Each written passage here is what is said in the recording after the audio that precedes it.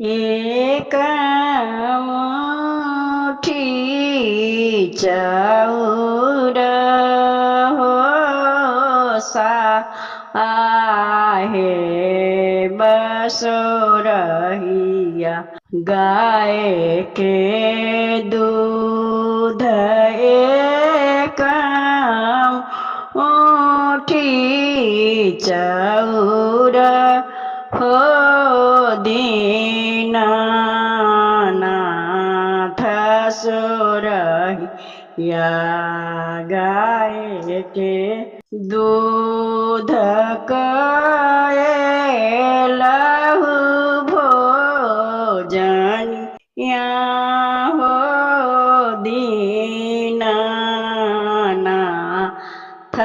जाए बड़ी दूर कए लहु भोजनिया हो दीनानाथ जाए बड़ी दूर कोना करू भोजनिया गे मैयाला आगत बड़ी दे रकोढ़िया से बकवा गे मैया दोवड़िया धैने ठाढ़ आनर से बकवा गे मैया दोवड़िया धैने ठाढ़ कोढ़िया के कया गे मैया दे ते लागू देर आन्हरा के नैनवा गे मैया दे ते लागू देर एक मुठी चाउर हो दीनानाथ सुरहिया गाय के दूध कए लहु भोजनिया हो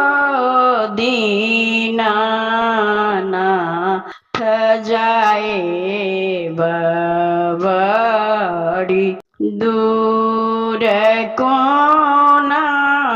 करू भोजनिया गे मैया लागत बड़ी देर